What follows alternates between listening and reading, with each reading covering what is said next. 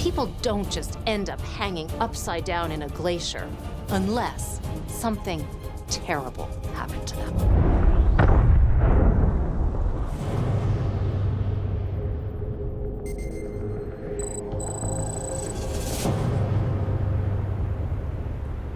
Close to 12,000 feet above sea level in the Italian Alps, a mystery hangs, suspended in ancient ice. It's a pretty eerie sight. They look like an army of the dead reaching out towards you from the glacier. Can you imagine seeing them for the first time? It would send shivers down your spine. What happened to these people? And how did they end up hanging upside down in such a strange way?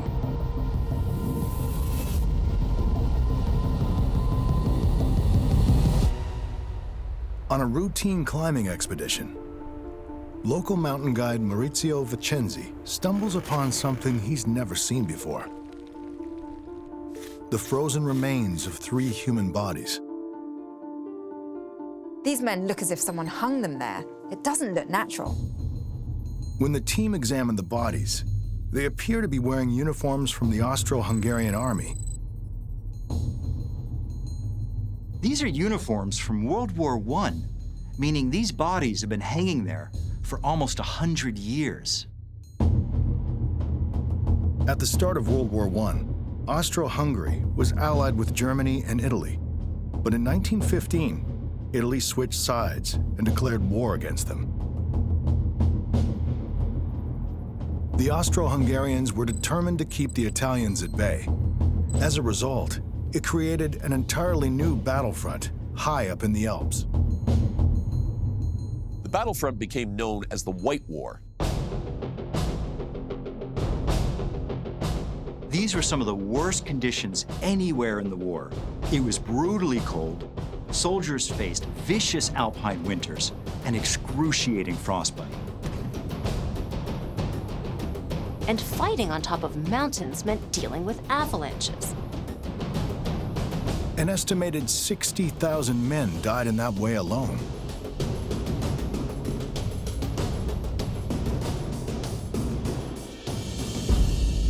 It's clear these soldiers died in the White War, but when investigators begin to study the bodies, no one can come up with a reasonable explanation of how they ended up in such an unnatural position. Did someone place them here on purpose? Could this have been some sort of wartime torture? People don't just end up hanging upside down in a glacier unless something terrible happened to them.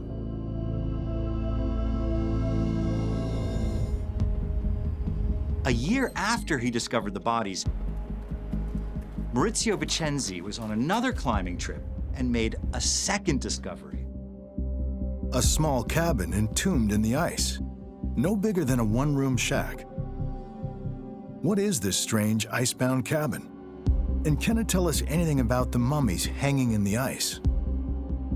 This is no place for a ski chalet. It's way too high and remote. Maybe it's a hermit's hut, built by someone just trying to get away from the world.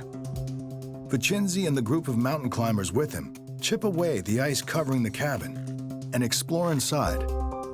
There, they make yet another remarkable discovery. Using fans to clear away the ice, investigators find the tunnel. It's tall enough for a person to walk down, and it's dug almost 300 feet into the mountain.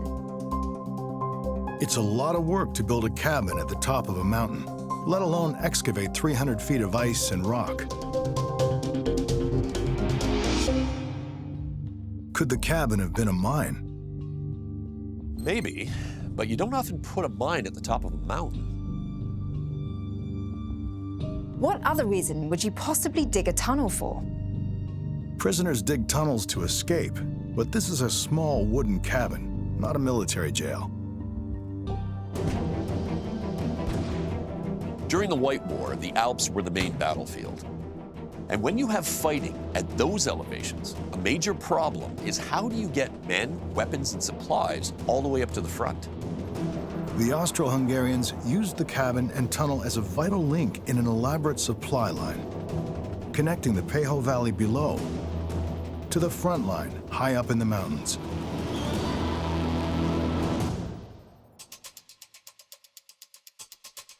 Crates loaded with supplies were pushed through the tunnel before being launched onto an unsupported cable, 4,000 feet across the valley. That's an insane way to move supplies. But how else would you move heavy pieces of equipment to the top of a mountain? Through brutal snowstorms and freezing temperatures, Alpine troops would move supplies as large as field guns along this high wire pathway.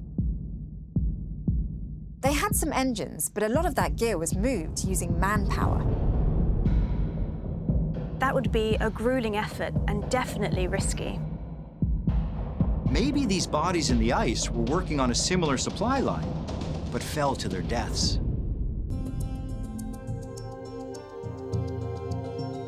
Investigators returned to the bodies looking for clues to substantiate the theory that they died by accident. It's there they make a vital discovery. Bandages in their pockets. These weren't soldiers taking supplies to the front.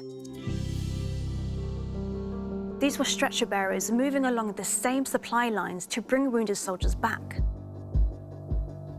But that still leaves a couple of questions. How did these men die? And why did they end up hanging upside down in such strange positions? The only way to answer this mystery is to exhume them from the ice and autopsy the bodies.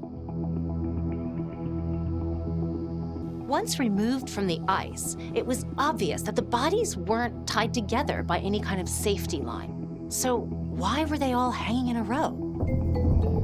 The autopsy turns up some amazing findings. They find wounds on the bodies from shrapnel. One man even still has fragments in his lungs. This suggests that they died from artillery shell blasts. Research into written accounts suggests that these men died in the final battle for the mountain on September 3rd, 1918. 3 medics in the final battle on the front. They were almost home. These men were killed from a shell blast, but that wouldn't leave them hanging so close together. The ice itself may hold the answer. The glacier isn't melting from the top down. It's melting from the side.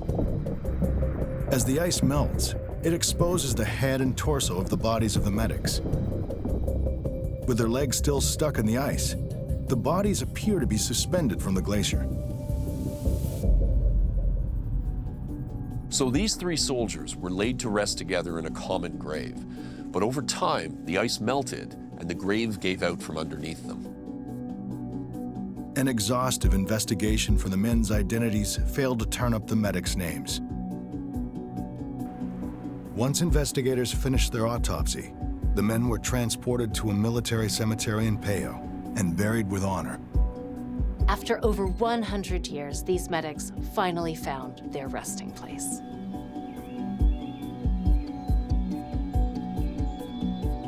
We might not know their names, but we know they gave their lives trying to save wounded soldiers. And for that, they were heroes.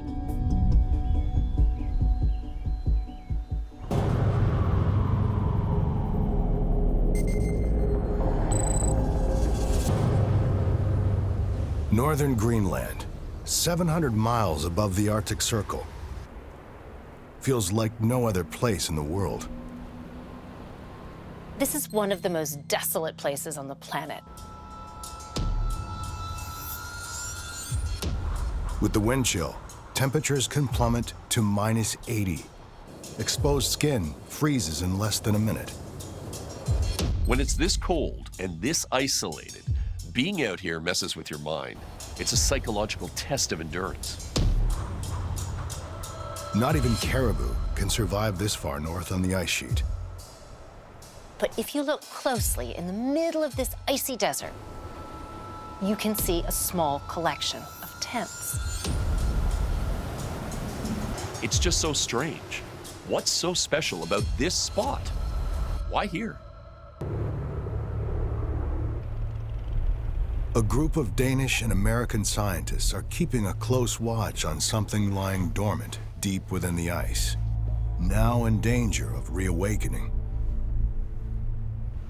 What on earth could be down there that would need so much surveillance? Buried around 30 feet beneath the surface are the remains of an abandoned American military base with a long-forgotten secret.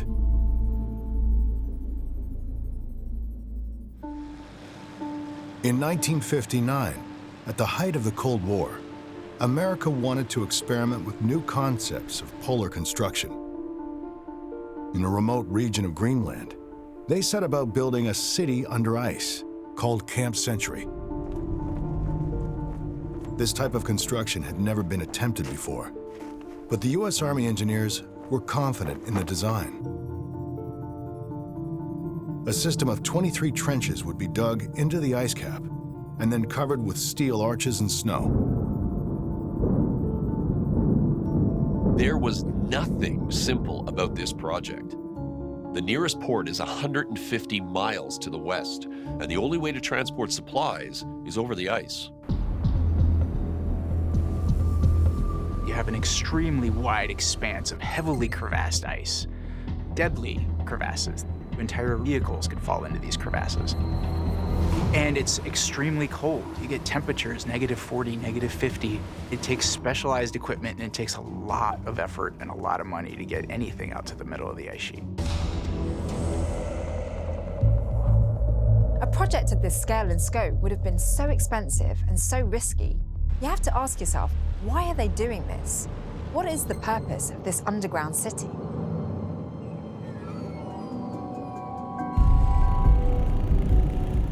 Many now ask, was there another, more ominous reason the U.S. military decided to build a city under the ice at the ends of the Earth? If the engineers knew the true intent, they weren't talking.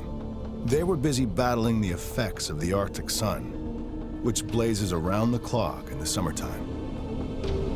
It's called the Midnight Sun, and it posed a constant threat to the stability of the walls they were creating. But the upshot with building with snow is that you never run out of supplies. Once the steel arches were in place, crews put snow blocks on top for support. Then they sprayed the whole structure with powdered snow, which hardened under the sun into a durable surface. So when snow first falls, it's kind of fluffy, we know that. But when it compresses, it becomes more like cinder block, and you can actually build buildings with that material. Once the trenches were complete, they cut passageways between the tunnels and then closed off the ends with walls of snow, ensuring nothing gets in and nothing gets out. The design of this station was ingenious. This had never been done before, but very few people were privy to the real purpose behind this space. What was the reason for all the secrecy?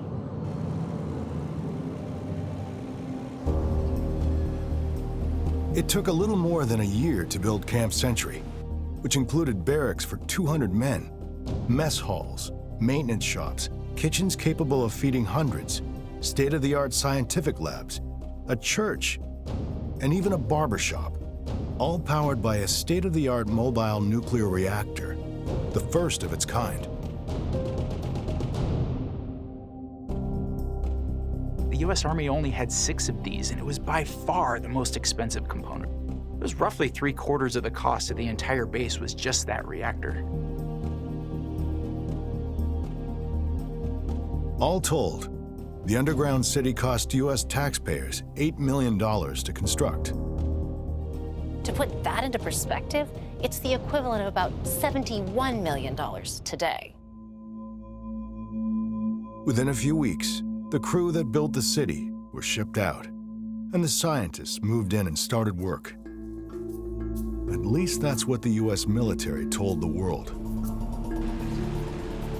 America's public message was simple and innocent.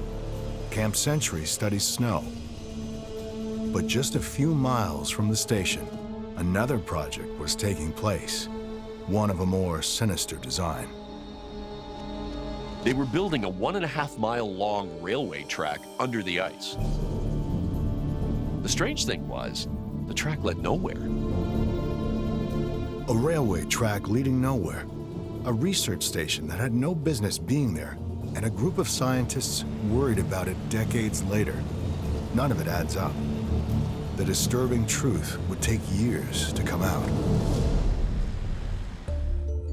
The American government told the world that the sole purpose for Camp Century was to conduct advanced scientific polar research. But newly declassified documents now reveal its true purpose. Camp Century was one of the most elaborate cover stories in the history of the Cold War. Its true identity? Project Iceworm. The U.S. Army Brain Trust calculated that they could launch a nuclear attack on Russia from Greenland in half the time it would take from the American mainland. Project Iceworm's ultimate objective was to build a military launch site hidden under the ice, big enough that it could house 600 nuclear missiles, all aimed at Moscow.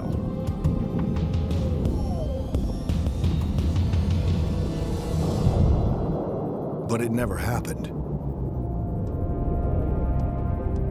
The only nuclear device that ever made it to Greenland was the reactor that powered the camp itself. Why didn't the Americans arm the underground station? It turns out they should have done a little more research on the Greenland ice cap. The Greenland ice sheet moves in a couple of ways. The ice flows under its own weight towards the coast, and it flows at different speeds in different places. But also the snow compacts down into glacial ice. Anywhere you are on the ice sheet, it's in a constant state of motion. U.S. Army engineers miscalculated how fast the ice sheet was moving. So by the late 1960s, Camp Century was starting to collapse. As the ice shifts, straight tunnels become curved, and the tunnels close in on each other as the snow is compacting.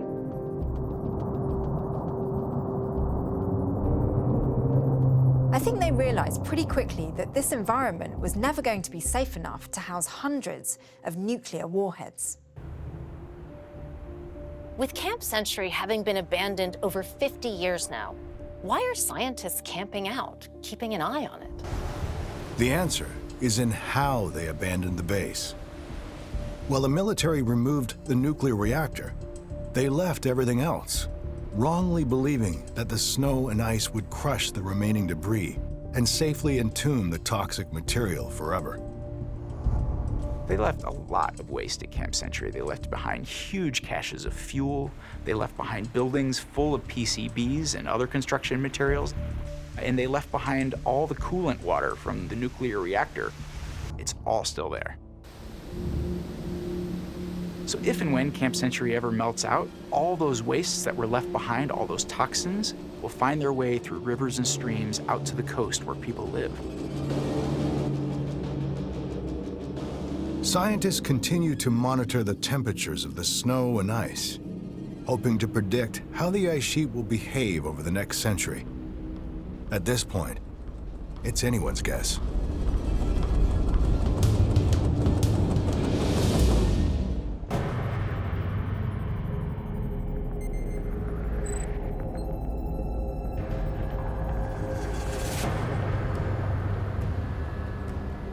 In the frigid Bering Sea, nearly 1,500 miles from Anchorage, Alaska, lies the forsaken Kiska Island. Kiska is right at the end of a chain of American islands that stretch far into the North Pacific. It's actually closer to mainland Russia than it is to the United States. This uninhabited volcanic island is only 22 miles long, and it's covered in snow and thick fog for much of the year. It's so wild and remote, only researchers with a permit are allowed to step foot there. In the summer of 2018, a team of archaeologists take advantage of the break in the ice and snow to study the island. At the top of a grassy hill, they come across a long metal object embedded in the dirt. This thing is big, and it looks heavy, like it's made of steel. It's cut into the banks of a little gully. It's kind of eerie. It's riddled with holes of all different sizes and shapes. There seem to be big chunks missing, and it's completely rusted out. Whatever this is, it's been here a long time. The object is 78 feet long and 9 feet high, folding into the contours of the island. The sides are curved and taper towards each end. When you look at it, you can see that the shape looks like it was designed intentionally to be streamlined, almost aerodynamic, similar to an airplane fuselage. Could this be the site of a crashed plane, perhaps? The outside of the object is completely flat and made of large steel sheets welded together. There are very few windows. If these are the remains of an abandoned or a crashed plane, you'd expect to see other parts nearby, like wings, seats, wheels, but there's nothing like that there. So if this big metal object isn't a plane, what is it? The archaeologists expand their search of the island, looking for clues that could shine a light on the nature of this mysterious object. Elsewhere on the hillside, half covered over by grass and soil, they find large guns and an assortment of artifacts, gas masks, and a pile of rubber boots. These are fascinating. Boots with split toes like this are called jika tabi. They were used by the Japanese Navy during World War II. The artifacts found on the island appear to be relics from the Imperial Japanese Navy. But what was the Japanese Navy doing here on an American island? During World War II, Japan was expanding its empire, occupying several nations across the Pacific. Kiska and the Aleutian Islands were the perfect place for the Japanese Empire to establish a base within reach of North America. The remote location, with its deep harbor, were ideal for launching attacks in the North Pacific. On June 6, 1942, the Japanese attacked the American weather station on Kiska, taking control of the island. By the end of 1942, over 7,000 Japanese troops were stationed on the island. They used the next year to build infrastructure, preparing to defend their new territory. As they continued to explore, the researchers found evidence of barracks and tunnels built underground. The Japanese Navy were clearly expecting to be there for a while. Researchers wonder if the rusted machine on the top of the hill was part of the Japanese arsenal. If that's the case, what was it? When you look closely at the panels, you can see there are very few bolts, which would make it highly streamlined and watertight. The lack of windows and that distinctive compartment on the top are interesting. It looks like the portion of the submarine that sits above the water, called a sail. But Navy submarines are hundreds of feet long and typically manned by dozens of crew. If this is a submarine, it looks like it could only fit a few people. So what were the Japanese doing with these tiny submarines this far north in the Pacific? By the end of 1941, the Japanese had attacked Pearl Harbor, the U.S. naval base near Honolulu, Hawaii. It was a devastating ambush by Japanese forces. Hundreds of their planes descended on the harbor. They damaged or destroyed more than 300 airplanes and 18 warships. Over 2,000 Americans died in the attack. But a little-known part of the Japanese Navy's battle strategy was that they would surround the island with stealthy submarines, intended to sink any ships attempting to escape the attack. They were using 5 top-secret Type A mini-submarines. They were battery-powered, which limited them to a maximum depth of 100 feet and to a short range of 80 nautical miles at a speed of 6 knots. Each submarine had a crew of 2 men and was armed with 2 torpedoes. That's such a cramped space, smaller than a camper van. But the crew weren't expected to be in them for long. Their orders were to complete the mission or to sacrifice the submarines and themselves. But the mini-submarine's Pearl Harbor mission was a failure. 2 were sunk, and another washed ashore after the attack, and the remaining submarines disappeared. Is it possible, with their new base on Kiska, the Japanese military were planning another attack with mini-submarines, this time closer to the US mainland? In total, the Japanese Navy built around 50 of these small submarines. Researchers retrieved military records showing that during the Japanese occupation, up to 6 Type A subs were stationed at Kiska. They compared the schematics of the fuselage found on the island. The wreckage is a perfect match to an Imperial Japanese mini-submarine. The Japanese were closing in on the American mainland with a small fleet of these deadly mini-subs. But there's something about the location of this submarine that just doesn't make sense. Submarines belong underwater, so how did this one end up half buried in the soil, up a hill, a few hundred feet from the beach? Further inspection reveals the holes and tears in the metal sides were caused by an explosive force. But the impact of the explosions appear to have forced the metal outwards, demonstrating that the blast had to have come from within. If it was an inside job, why had it been blown up in the first place? In August of 1943, the U.S. and its allies staged an elaborate mission with 34,000 troops and nearly 100 ships to take Kiska back. But by the time they arrived, the thousands of Japanese troops they thought were on the island were nowhere to be found. Japanese forces had already been pushed out of a different Aleutian island, and Japan knew that Kiska was next. So under the cover of fog, they'd withdrawn from Kiska the previous month. These mini-subs were top secret, and they could not be taken with the troops as they fled. So what do you do if you have something that you can't take with you and you don't want it to fall into the hands of the enemy? You destroy it. The Imperial Japanese Navy detonated explosives inside the mini-submarines, scuttling them in the harbor. This was confirmed when researchers found parts of another submarine underwater and additional pieces strewn along the beach.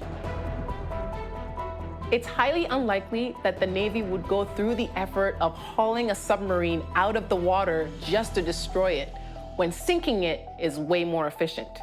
So what happened? Researchers turned to satellite images to see what other remains could still be hidden on the island. For researchers, studying satellite imagery can be really helpful. You can see the terrain in places that are otherwise too difficult to access. These images are used to see the remains of man-made objects or structures that have been overgrown by nature that you wouldn't be able to see otherwise. The satellite images reveal the remains of structures close to the abandoned submarine and a set of parallel tracks leading back towards the beach. This was a big project. The Japanese went to great effort to build that infrastructure. So these mini submarines were clearly prized machines. But what did they have to do with the tracks? The puzzled researchers turned to historical military photographs, hoping they can explain why this submarine was abandoned on the top of a hill. Photos from 1943 show a rail track from the water to the top of the hill, where there appears to have been a large workshop.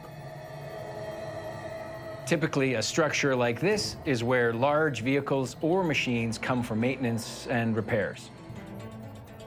So it's likely that in 1943, the Japanese hadn't had time to take the submarine from the repairs bay out into the water. Before abandoning Kiska, they were only able to blow up the submarine right on the spot where it's still found today. The campaign of the Aleutian Islands was one of the rare World War II campaigns that took place on U.S. soil. The Aleutian Islands are so remote and inaccessible that their part in the war is often forgotten. But the freezing winters of Kiska have preserved the relics of war that might otherwise have been lost to time. The remains on the island are also a reminder of how close the U.S. mainland came to attack during World War II.